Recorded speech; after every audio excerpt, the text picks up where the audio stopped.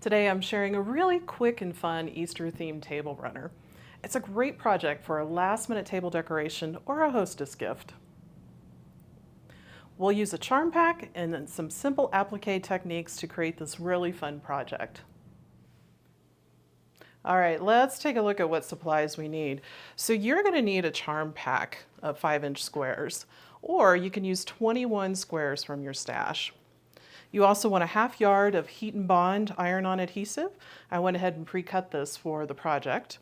And then you also want a half yard of white fabric or light colored fabric for the center panel and the outer border.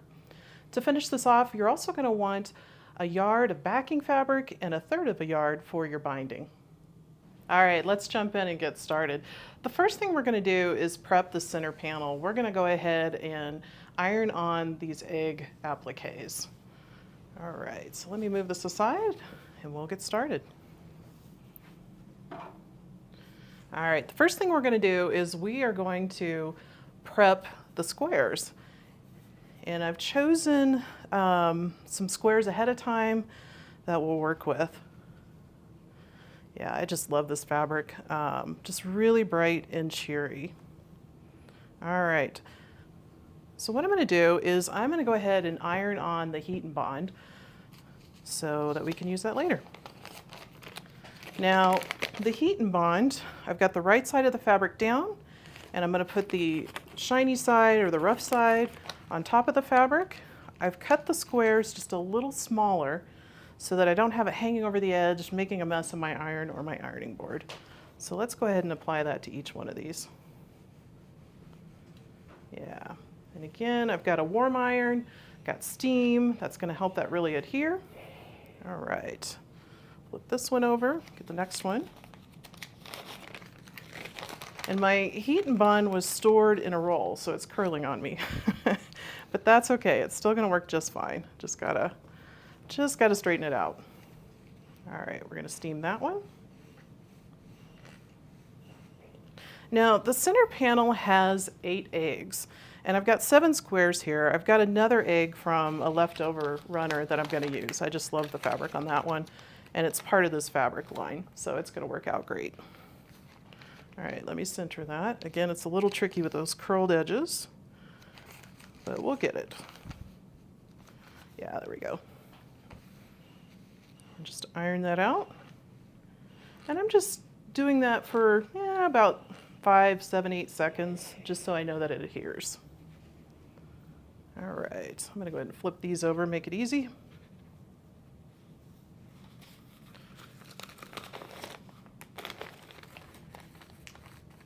Now there are different brands of iron-on adhesive on the market. Heat and Bond just happens to be the brand that I have on hand. You know, no affiliation, it's just good stuff. And notice that I am making sure that the paper side is towards my iron. Otherwise, I'd have a sticky mess and I'd be cleaning my iron. And I know, unfortunately, from experience. All right, we got a couple more squares left. Let's see if I can get that apart.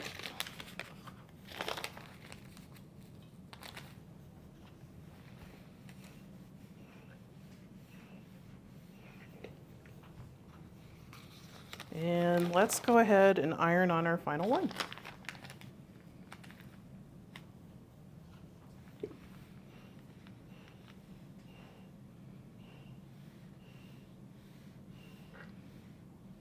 All right, these all look good to go. So our next step is going to be to trace the Easter egg pattern on the back of this on the paper side. And something I like to do is if I have a pattern piece that I want to trace out, I usually print it out on cardstock, so it's a little stiffer and it's easier to use. Now, as I trace these, you know, these eggs are really only 3.5 inches, you know, on the long side, and that's much bigger than our 5-inch square. But I love using a charm pack. We'll use it for the border later, but it's just easy for me. You can just grab it and go. Or again, if you have a great scrap stash, you can raid that as well. I'm gonna go ahead and just trace towards the edge. That's personal preference because I've got a whole section here. I'm gonna throw in my heat and bond scraps. I keep a basket for other projects. As quilters, I don't think we can have too many scraps. All right, I'm just tracing around. Do that on the next one.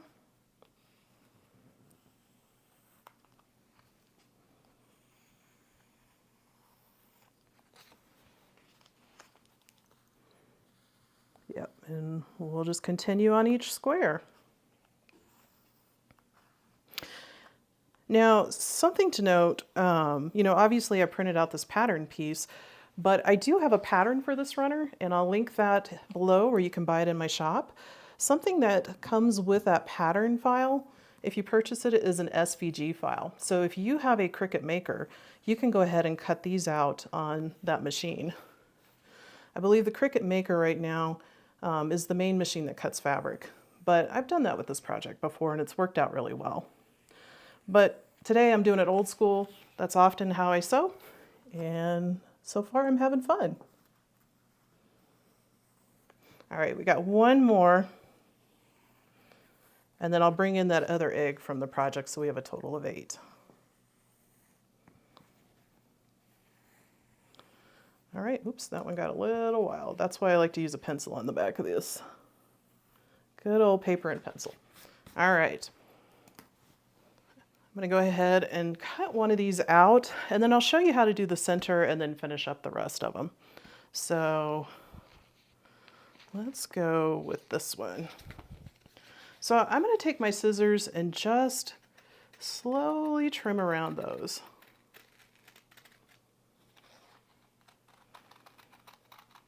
Yeah, I don't like to get in a hurry on this. Just kind of let the scissors just roll around that line. I'm not worried about perfection. You know, once we stitch this down, it's going to look great. So just getting as close as I can and as smoothly as I can.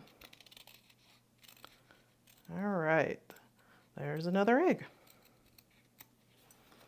Yeah, that looks good. And then here's the other egg that I had cut out earlier. All right, and this is going to go in my scrap bin for another project. I'm going to go ahead and move these aside for a minute, and let's work on that center panel, and then we'll come back to this.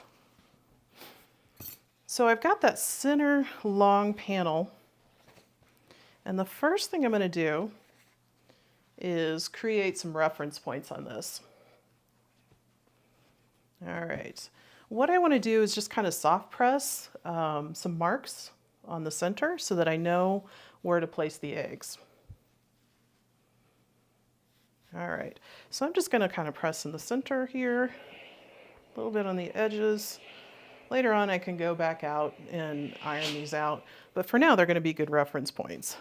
All right, so we've got our slight crease, and now I'm going to go ahead and do it lengthwise as well. And I'm just going to put it right there so that I've got that. All right, looks like I've got a crease there in general that I don't want as a reference point, so I'm going to go ahead and iron that out.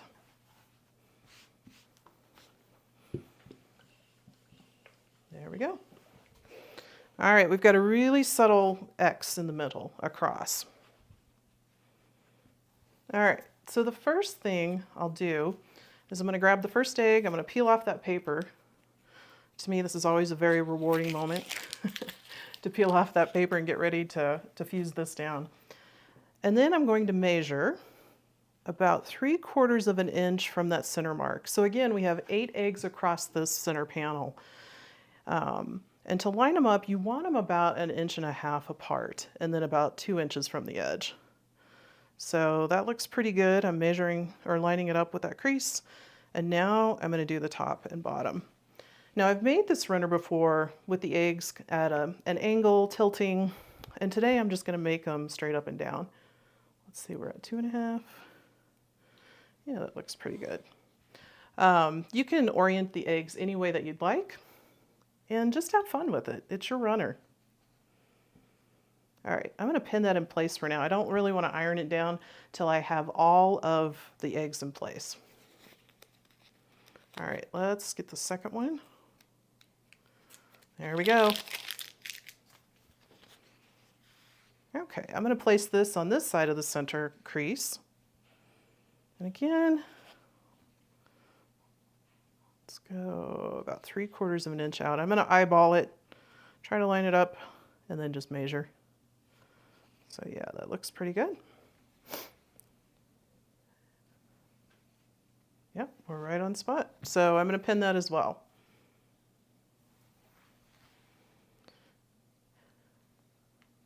And actually, these two are my reference points in the center, so I'm going to go ahead and fuse this one down so I can continue to use it as a reference point.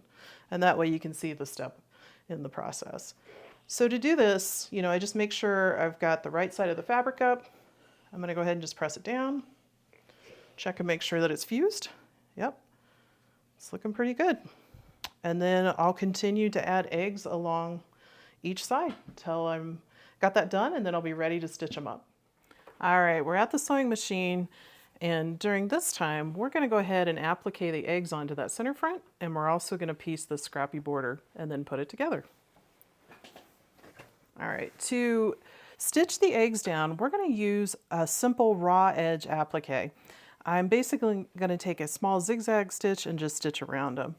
Now, I've set my machine to where my stitch length and my stitch width is both 3 millimeters. I found that that's a really good length to stitch around with raw edge applique. And then I'm going to line up. I still have my 1/4 inch quilting foot on. I think you could use any foot. But what I like about this is this particular foot, I can use that right edge of the center to line that up and just use that as a guide as I stitch around. So let's give it a go. Just going to do a couple back stitches at the beginning just to secure that. And then I'm just going to gently go around again, trying to keep the edge of the egg against that right edge of the center of the foot. And I'm just slowly stitching. I don't want to get in a hurry. The other thing I'm going to do is put my needle down. That'll help me out as I turn.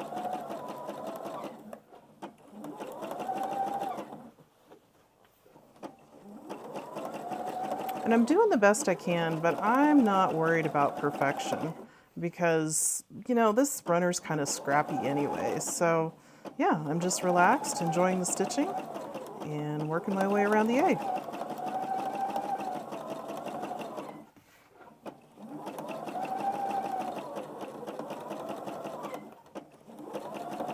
All right, we're finished with that one. So we're going to go ahead and trim that one up. We'll move on to the next one. All right, we'll move on to the next egg. Now, I like to start in the center of the panel. It's really just a matter of preference, but you can start anywhere on here. So let's go ahead and stitch that other egg. I'm going to get everything lined up, make sure my thread's okay, and just start zigzagging again around the egg.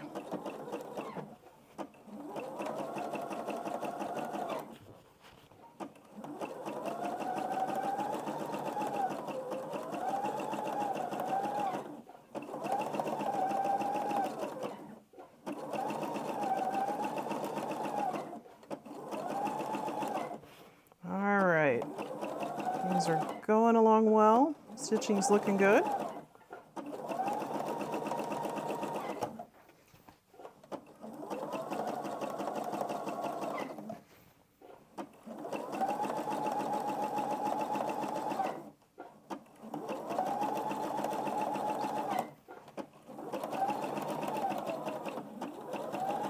All right, we've got that one finished up. So 2 down, 6 to go.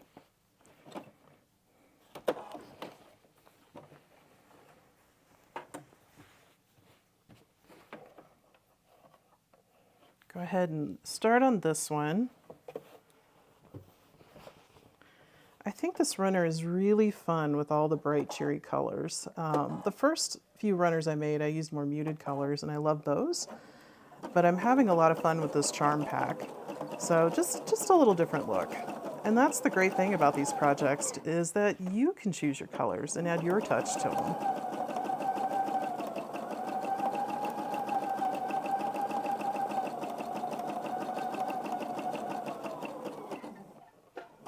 All right, I'm just slowing down a little bit to get around that curve. It's a little smaller than the other parts of the egg.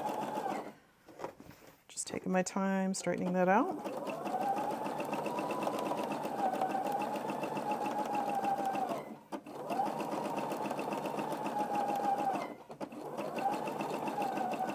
right, we're almost done. There we go. Another one done.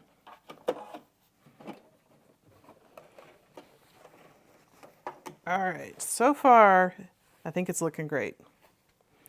You know, my stitching is pretty close to the edge, so using my foot as a guide is really helping.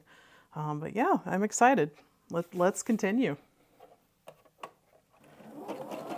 So one great thing about table runners is that they are very quick projects, and I think they're great projects for when you're getting started quilting. I know I made 3 quilts, and then I started making a bunch of table runners, and I learned a lot of different techniques working on those small pieces. And for me, it felt very manageable. It really boosted my confidence. Now, I've been quilting for several years, and I still love a good table runner. It's just fun to put one together, try different things, and, you know, just brighten up your space. All right, we're stitching along on this one just fine.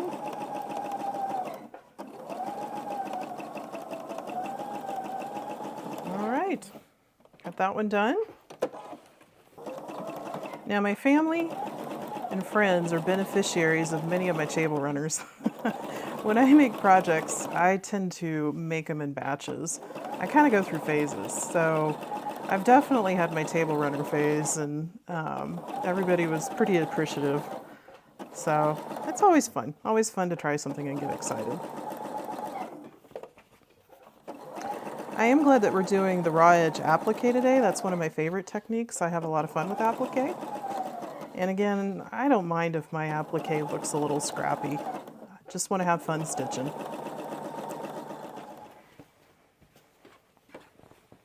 And there you have it. There's our applique pieces. So I'm going to go ahead and trim the strings on this, and then we'll get ready to do the scrappy borders. All right, we got our center panel done, we've stitched the eggs, and they're looking great. So now we're going to concentrate on the scrappy border. So I'm going to set this aside, and then let's take a look at that finished runner. All right, so our scrappy border, we've got a long border and a short border. And the long border is made up of 9 2.5 by 5-inch charm square strips. Basically, I've taken those 5-inch pieces and cut them in half. And then on the short side, I've used 2 of those with a 2.5 by 3.5 inch piece. So let's go ahead and piece those. I've already reset my machine back to a straight stitch, so we're ready to go. And I've kept my 1/4 inch foot on to help me guide the stitching as I go. All right, I'm lining those up.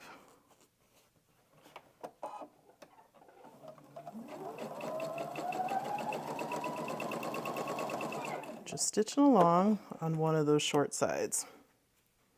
Then I'll add the next piece. Because I have these in a specific order, I don't want to chain piece them. Normally, I love to chain piece when I have a stack of fabric. It's very relaxing. But I've got a plan today, so this will help me stay on track.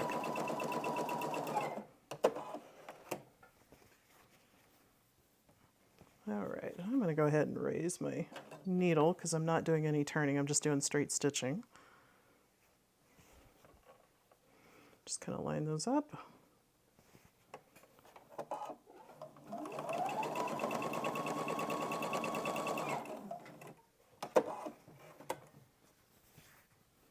All right, we've got 4 pieces, so we got 5 to go.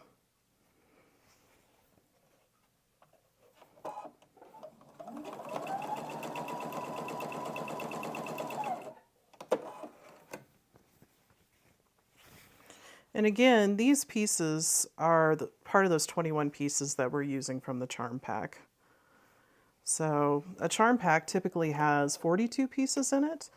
So you could technically get 2 runners out of the charm pack, or you could have more 5-inch squares for your stash. I always think it's fun to add to my stash.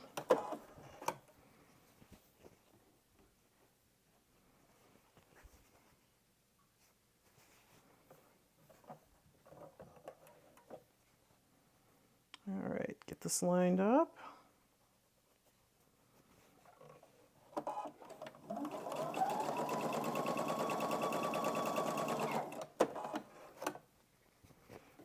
couple more pieces.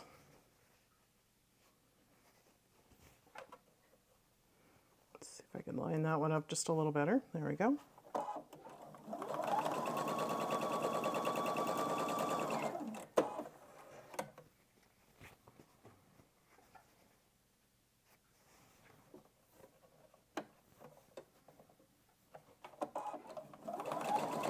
All right, we're finishing up that long border. And this is what we've got. We'll line it up with the edge of the center panel and do some trimming, but for now I'm going to set that aside, and then I'm going to show you how to piece a short border. All right, I've already got my 2.5 by 3.5 inch piece cut, so I'm just going to center it between these two pieces.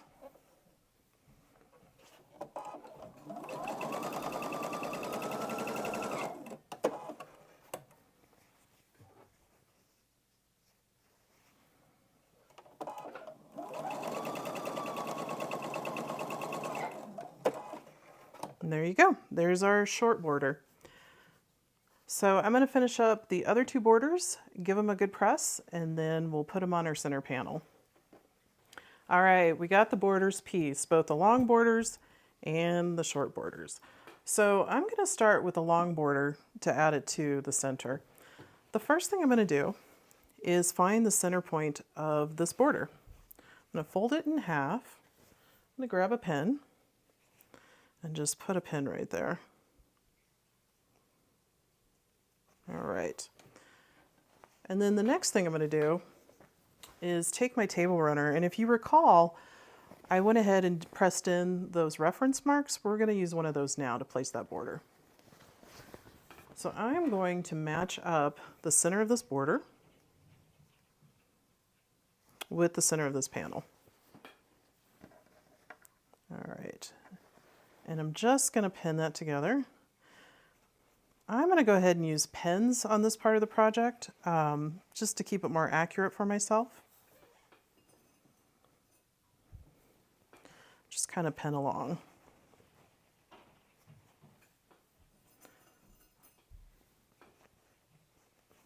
All right, and you will have an extra piece right here. That is normal because again, we're centering it. And there is that short piece on the long borders. So looks like it's lining up pretty well. Then I'll go back and pin the other part.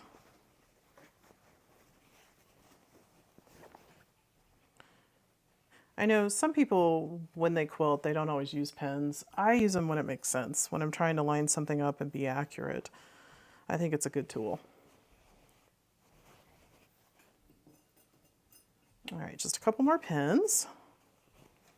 And again, we've got that extra piece on this edge, and it looks like it's lining up pretty well. All right, we're gonna go ahead and stitch that down. And I'm gonna start basically where the center piece starts. I'm not gonna worry about this flap right here right now. Okay, make sure I get that lined up. I'm starting where the center panel is, and then I just start stitching along. Make sure I've got my seams flat in the direction that I press them. Something to note on another runner when I make it is maybe to press the seams going down as I'm sewing them. And I'm going to go ahead and put my needle down to help me through this. But if I press them down, it goes the same direction that I'm stitching. It's not a problem today. It's just a good point to note. At least for me on a future project, just to make it easy.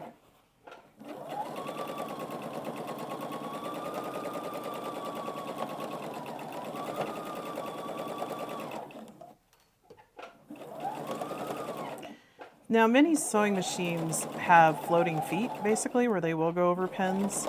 My machine would do it. It's just an older machine, so I'm a little cautious about that and still take the pins out.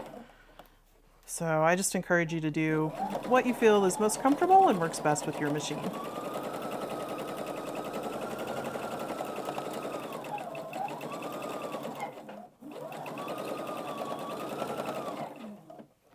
All right, we're getting close. All let's take a look. Yeah, it's looking good. Look at that. Looks like a great scrappy border. And it looks like our proportions are good on the end. So I'm going to go ahead and add the second long border. I'm going to press it, trim these ends, and then I will start stitching on the short border. All right, I got the long borders on, I got them trimmed, so now it's time to put on those short borders. And these are a little easier. You can just line them up and stitch them. They should just fit right in. As you can tell, I did trim the edge of that long border to be flush with the fabric.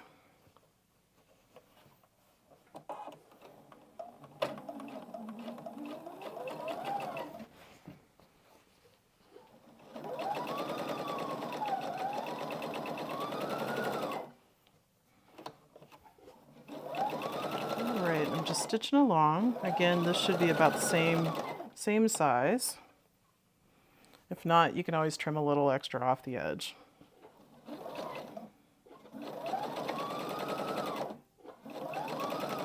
Yep, looks like we're doing good.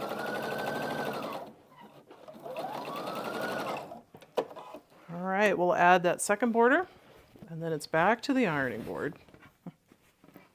Now, something to note, when I press my seams, particularly if I'm working with fabrics that are light and have a strong contrast, I always try to press to the dark side, and I know that's pretty common advice.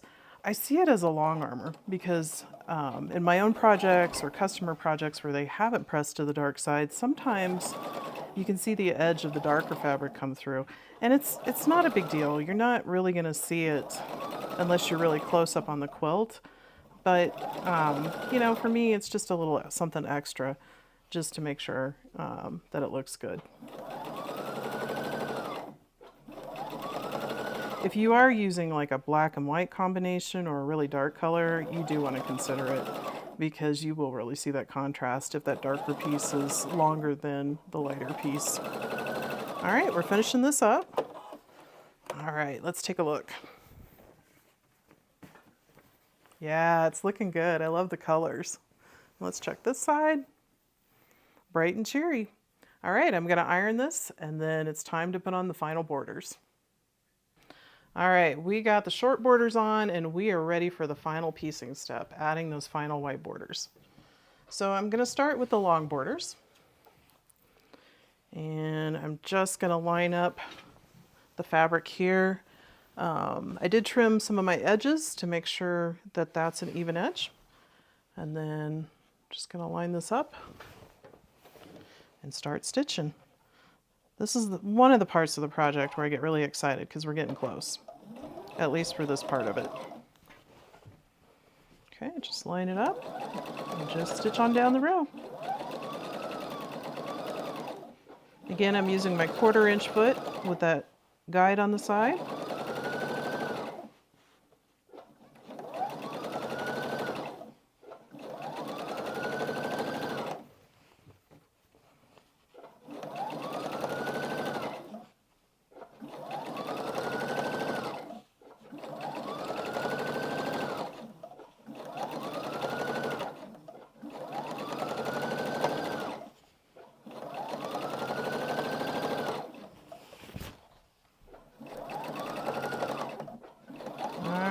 Almost to the end of this first outer border.